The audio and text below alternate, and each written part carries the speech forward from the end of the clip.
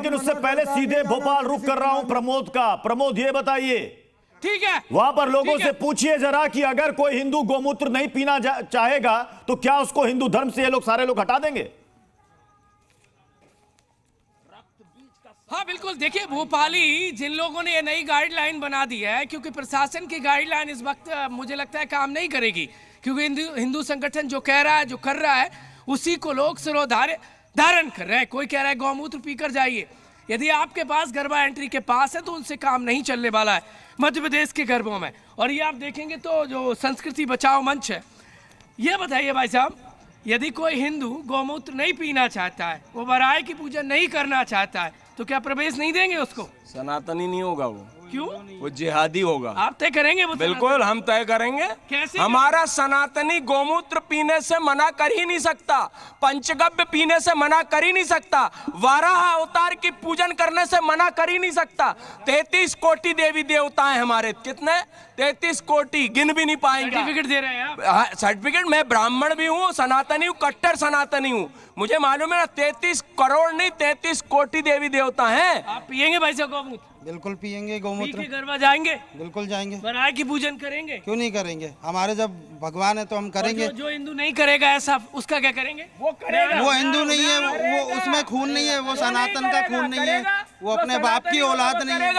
जो सनातनी होगा वो अवश्य वो अपने बाप की औलाद नहीं है। जो हिंदू गौमूत्र और गाय को अपनी माँ नहीं मानता, जो सनातन को नहीं मानता। तो सर्टिफिकेट बांटने लगे यार। अरे बिल्कुल बांटेंगे, सर्टिफिकेट ही तो है। युवाओं से पूछ लेता हूँ भाई साहब, आप कानून, बिल्कुल आपके नियम कानून के बीच में, नाम क्या है आपका? नितिन साहू। गरबा जाते हैं जी? इस बार जाएंगे जी। ये बताइए, क्या गौमूत्र पियेंगे गरबा जाने? पियेंगे, बिल्कुल पियेंगे। पी लेंगे आप? जी पी लेंगे। बराय की पूजन कर लेंगे? आपका नाम बताइए भाई साहब, बताइए। तिलकधारी, आपकी बात है न्यारी, इनसे बात करेंगे। क्या नाम है आपका? पंकज चंदेल। गरबा जाते हैं भाई साहब? बिल्कुल जाते हैं। आपका क्या नाम है? वीरेंद्र मिश्रा। फटाफट बताइए। हाँ या नाम है? गौमूत्र पियेंगे? आप पियेंगे? बिल्कुल। जय जय सिया राम। सनातनी है।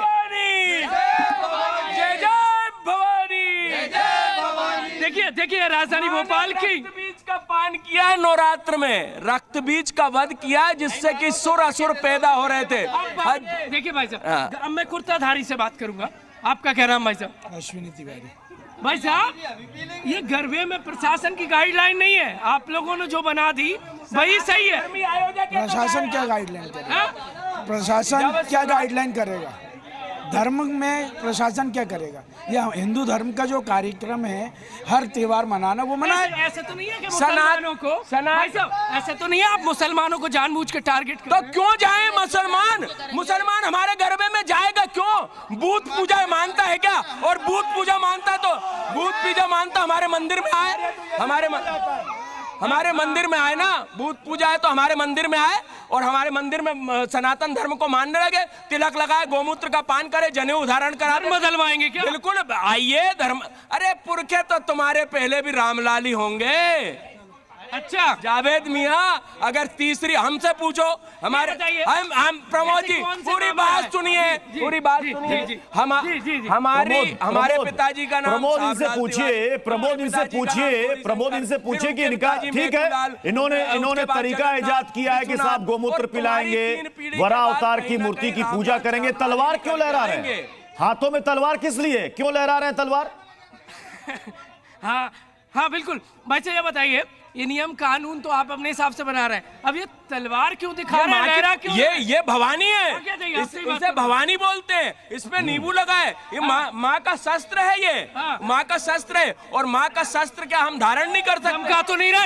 अरे जो चमक जाए तो अच्छी बात है। कौन चमक जाए? जिसको चमकना हो, ये तो हमारा शस्त्र है, ये हम क्या रख नहीं सकते? तुम जब असले रख सकते हो तो ये तो हमारी भवानी का शस्त्र है, इसको तो हम रखेंगे। नारे लग रहे हैं भोपाल में और गर्दा चल रहा है, गरबे को लेकर अलग अलग नियम कानून बनाए जा रहे हैं। भाई साहब, ये तलवार का क्या कनेक्शन है? प्रमोद का सम्मेलन। जी प्रमोद, वहाँ पर नीचे कुछ लोग हैं, जरा उनसे पूछिए कि माँ दुर्गा के 9 रूप होते हैं, उसमें से 5 रूप का नाम बता दें। सभी लोग जो है भवानी की पूजा करते हैं। नवरात्रि में 9 रूप की पूजा होती है ना, 5 का नाम बता दें। लेके जा रहे हैं माँ भवानी को, देखिए हमारी माँ भवानी जा रही। शुरुआत में कर देता हूँ। पंडित जी ये बताइए कौन कौन से रूपों की पूजन होती है नवदुर्गा में? शैलपुत्री, ब्रह्मचारिणी, चंद्रघंटा, कुष्मांडा, स्कंद माता, कालरात्रि, कात्यायनी, महागौरी। प्रथम शैलपुत्री, द्वितीय ब्रह्मचारिणी, तृतीय चंद्रघंटा, कुष्मांडा, स्कंद माता, कालरात्रि, कात्यायनी, महागौरी, सिद्धिदात्री। सर्व मंगल मांगल्य शिवे सर्वार्थ साधिके शरणे त्र्यंबके गौरी नारायणी नमोस्तुते। शरणागत दीनार परित्राणाय परायणे सरस्वती हरे देवी नारायणी नमोस्तुते। भाई साहब आपका क्या नाम है? करण माहेश्वरी। आज नवदुर्गा का पहला दिन है, कौन सी माता की पूजन? शैलपुत्री। शैलपुत्री की। कल किसकी होगी? कल ब्रह्मचारिणी की। परसों किसकी होगी? परसों स्कंद माता। इसके बाद कालरात्रि की। और इसके बाद फिर किसकी होगी? काठमांडू। गलत बोल रहे हैं। माता की। कुछ और लोग हैं, उनसे हम बातचीत करेंगे। भाई साहब सुनते जाइए प्रत्युष, सुनते जाइए। बस मैं सुनाना चाहता हूँ। क्या नाम है आपका? मेरा वीरेंद्र। वीरेंद्र, कहाँ रहते हैं आप? यही सेकंड स्टॉप में क्या करते हैं? काम करते हैं। कोई 4 दुर्गाओं के नाम बताइए आप जिनकी नवदुर्गा में पूजन होती है। काल भैरव। हाँ। काल भैरव कहाँ से? कालरात्रि, माँ लक्ष्मी। देखिए प्रमोद जी, आज सनातन धर्म को छीलने का प्रयास मत करिए। नहीं छील नहीं रहे। हाँ, मुझसे पूछिए ना आप क्या पूछना चाहते हैं। या देवी सर्वभूतेषु शक्ति रूपेण संस्थिता नमस्तस्ते नमो नमः। उनसे या देवी प्रमोद उनसे पूछिए जो हाथ में तलवार लिए हुए ना, उनसे पूछिए। इनको तो माँ दुर्गा के 9 रूप पता है और ये सबको गौमूत्र पिला रहे हैं, और वहां पर उनके साथ जितने लोग हैं उनको दुर्गा माँ के 9 रूपों के बारे में पता नहीं है कि पहले दिन किस माँ के रूप की पूजा होती है। रूप जब धारण किया रक्त बीज का पान इसलिए किया कि एक रक्त की बूंद से हजारों राक्षस पैदा हो रहे थे। और अगर जिहादी अगर पैदा होंगे तो माँ फिर जो है कालिका का रूप धारण करेगी और रक्त बीज का पान करेगी। लोगों को ज्ञान की आवश्यकता है। आप संस्कृति बचाओ मंच संस्कृति बचाने का काम कर रहे हैं, अच्छी बात है। लेकिन लोगों को माँ के बारे में पढ़ना लिखना चाहिए बिल्कुल चाहिए, लेकिन ज्ञान की आवश्यकता है। बिल्कुल तो मतलब ज्ञान की आवश्यकता है और ज्ञान प्राप्त कर रहा है। ठीक है, ये ज्ञान वृद्धि करवाएंगे, ये ज्ञान वृद्धि करवाएंगे। मैं डीके दुबे जी आपके पास आ रहा हूं। डीके दुबे जी ये बताइए कि ये गौमूत्र पिलाना, वरा अवतार की मूर्ति पूजा करना, पंडालों में गौमूत्र का छिड़काव करना, अगर मान लीजिए अगर किसी की फितरत में धोखा देना है, ये सब कुछ करके भी वो अंदर घुस जाएगा, तब फिर कौन सा तरीका आएगा सामने? फिर कौन सा फॉर्मूला लाइएगा?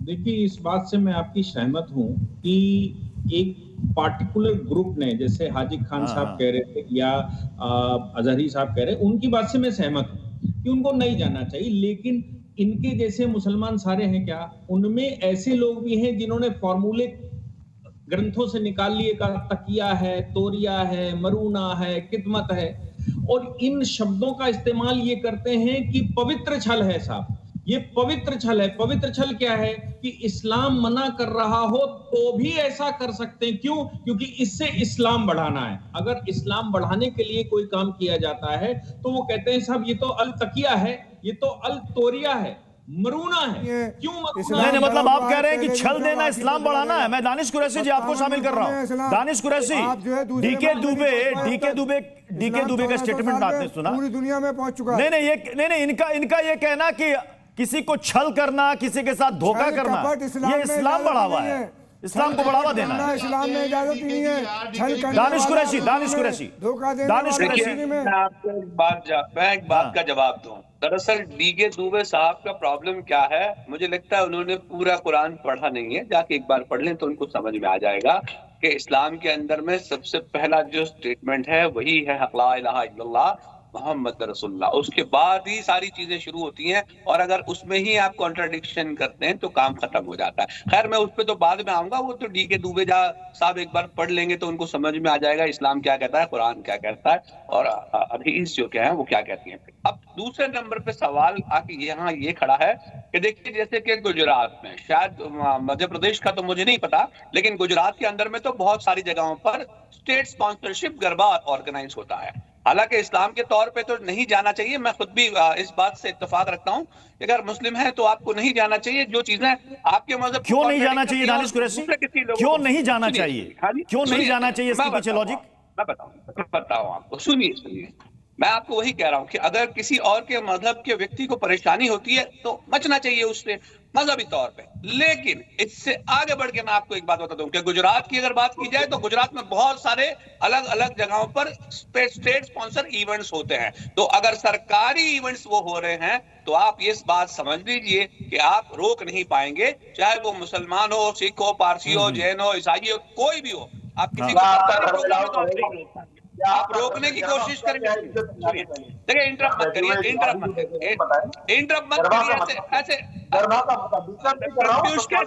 नहीं सुनिए आचार्य विक्रमादित्य जी इनका पॉइंट बिल्कुल साफ है। ये कह रहे हैं कि अगर कोई सरकारी कार्यक्रम है तो क्या आप वहां पर लिख दीजिएगा कि गैर हिंदू अंदर नहीं घुसेगा, लिख दीजिएगा, आप रोक लीजिएगा। सरकार अगर कर रही है नहीं लिख सकते। कोई भी आ सकता है, बिल्कुल जिसकी आस्था हो जाए ना। एक धार्मिक कार्यक्रम है, आस्था नहीं भाईचारे पे भी जाते हैं लोग। आस्था क्या होती है? आस्था आपकी हमारी भाईचारे पे जा सकते हैं। जो इस्लामिक जाएगा उसका क्या करेंगे आप लोग? जो इस्लामिक जाएगा उसको धर्म से बाहर निकालेंगे ना। दानिश कुरैशी और आचार्य विक्रमादित्य को एक साथ स्क्रीन पर रखिए पीसीआर। दानिश कुरैशी अब इसका दानिश कुरैशी आपने बताया नहीं। आपने कहा कि आप भी ये मानते हैं कि कोई ना जाए। क्यों नहीं जाए? कोई मुस्लिम गरबा में क्यों नहीं जाए? इसके पीछे क्या तर्क है मुझे बताइए। देखिए मैं सुनिए। अच्छा आप विक्रम जी आपने जो जिहाद बात रखा है, मैं अपनी बात खत्म कर लूं। आप मुझे बताइए ना, आप भगवती में आस्था रखें, भगवती का सम्मान करें, भगवती का जो प्रतिष्ठित है उनके आगे नृत्य करें, हमें कोई दिक्कत नहीं है। आपके ही मौलाना जो बैठे हैं वो आपका संकलन करने को तैयार हो जाएंगे, क्योंकि वो कहेंगे इस्लामिक गैर इस्लामिक हो गया। आप मुझे बताइए क्या आप वहां का सिंबल जाते हैं कि वहां पर आप लोगों को गंदगी फैलानी है आपके लोगों को। मुझे बताइए क्या वास्तविक इच्छा है?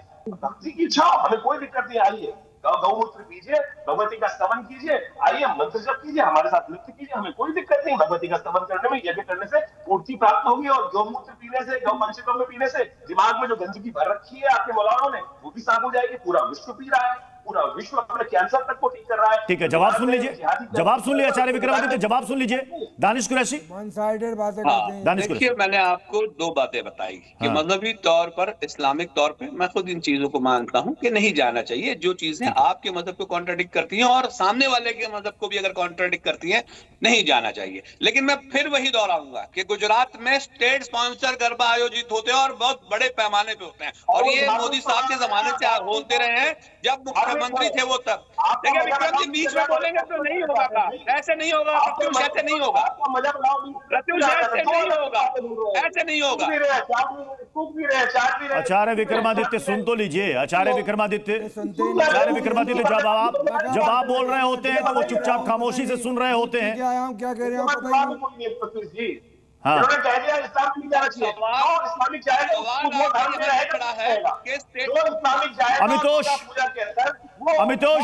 अमितोष जी अगर स्टेट स्पॉन्सर गरबा है, प्रोग्राम है, क्या आप वहां पर बोर्ड लगा दीजिएगा? विश्व हिंदू परिषद बोर्ड लगा देगा मुसलमानों की एंट्री बैन है?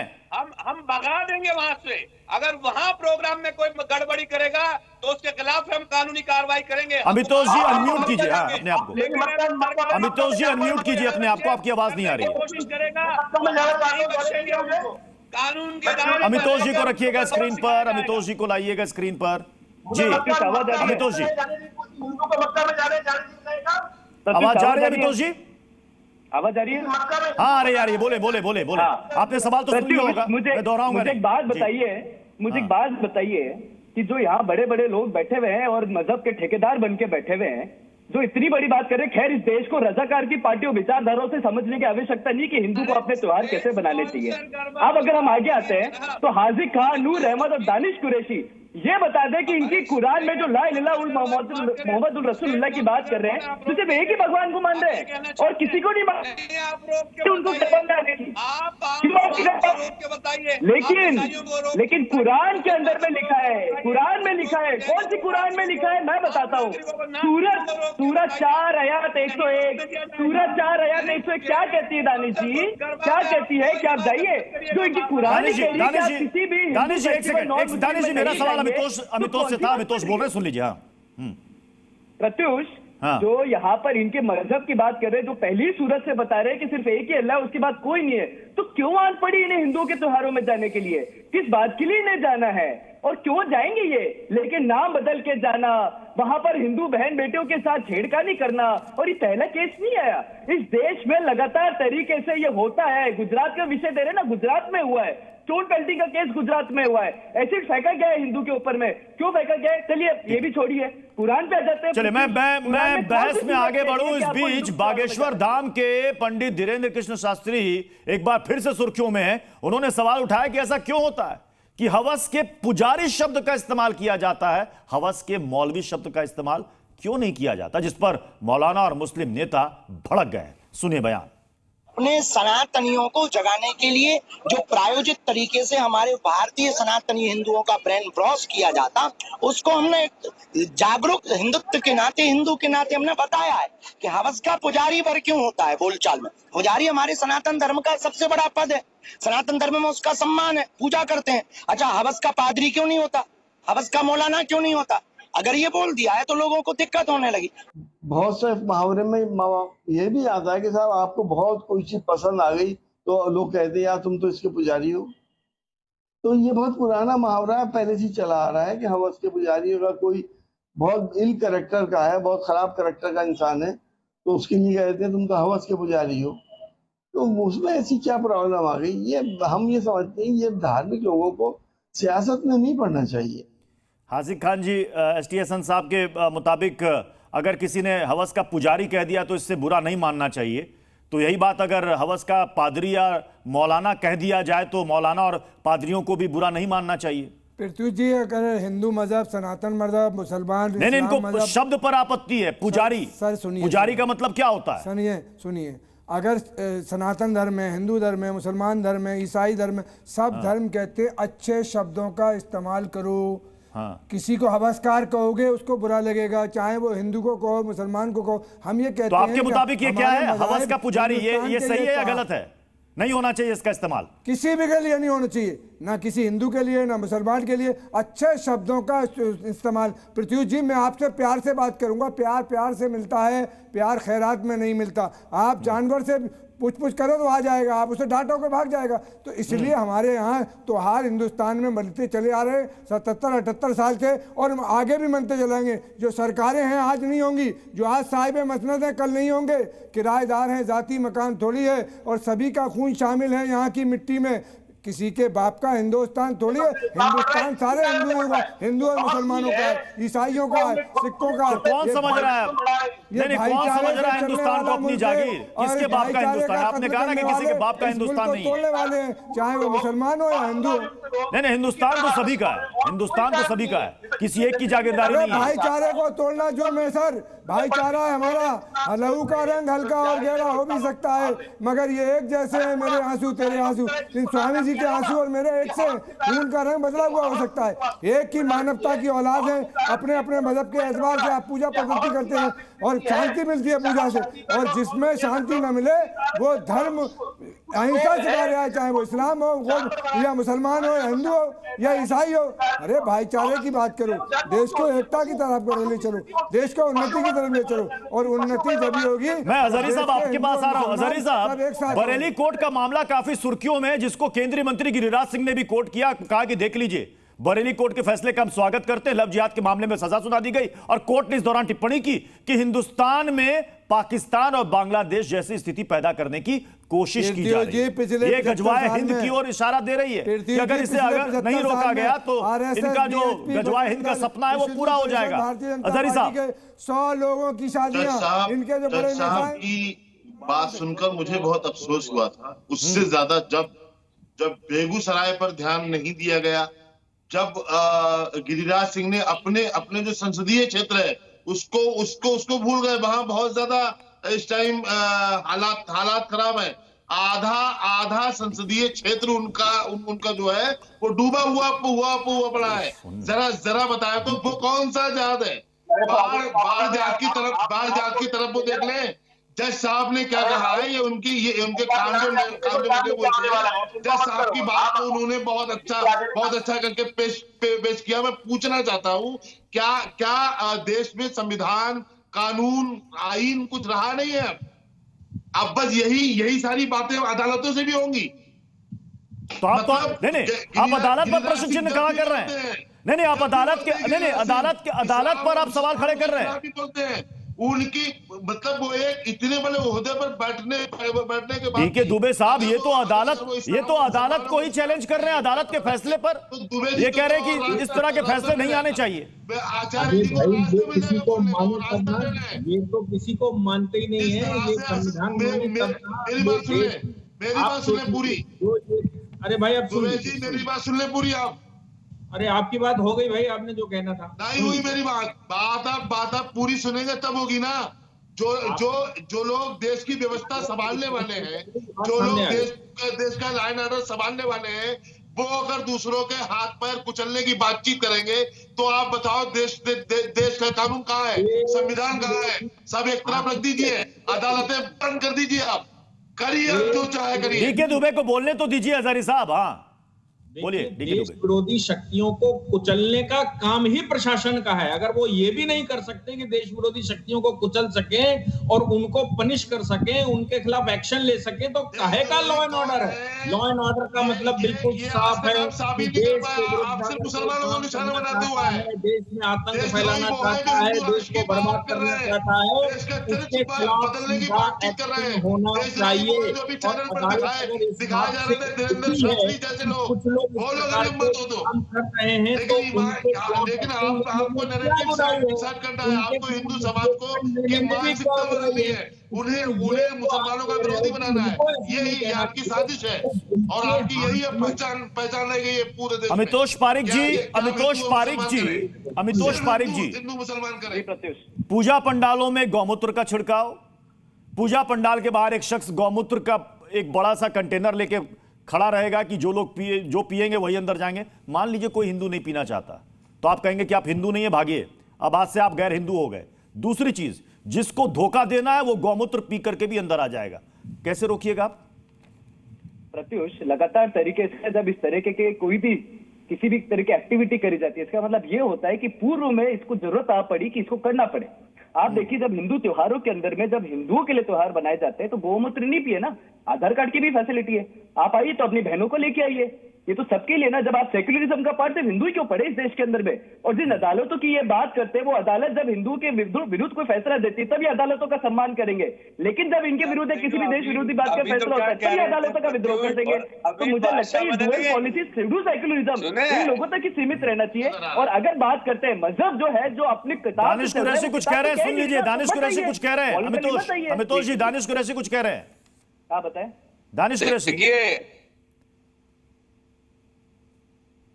प्रत्युष, ये जो है गायकोलॉजिस्ट और सेक्सोलॉजिस्ट लोग हैं अहमदाबाद शहर के, जो लोग ये बताते हैं कि इस दौरान रेशियो जो है अबॉर्शन का और प्रिकॉशंस के बढ़ जाते हैं।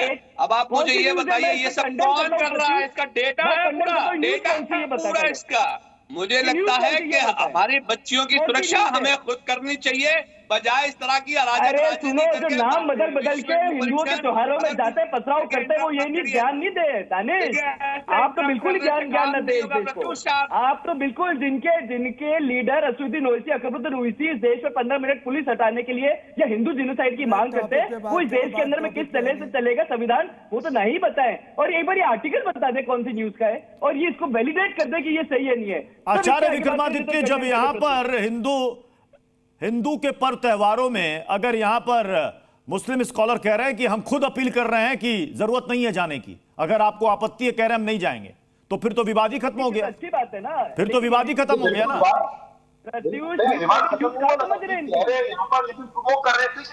लगातार इनके फंडिंग हो रही है, लगातार इस प्रकार से आप ही का जी चैनल है, जी चैनल पर लगातार ये तो जाके सुरक्षित कर दीजिए लोगों को, ये एक दो बच्चों को सुरक्षा दीजिए। ये कौन कर रहा है फिर? नहीं, ये बताइए, सरकार से जाके कहिए कि ये ओयो में लॉक लगा दे, ताले लगा दे, वहां जाके ताले लगा दे पहले। किसी परदेशी के अलावा किसी को एंट्री नहीं मिलनी चाहिए। समय समाप्त हो रहा है, इसलिए बहस को यहीं पर खत्म करना पड़ेगा। बहुत बहुत शुक्रिया आप सभी मेहमानों का हमारे साथ टू द पॉइंट पर जुड़ने के लिए। जी न्यूज़।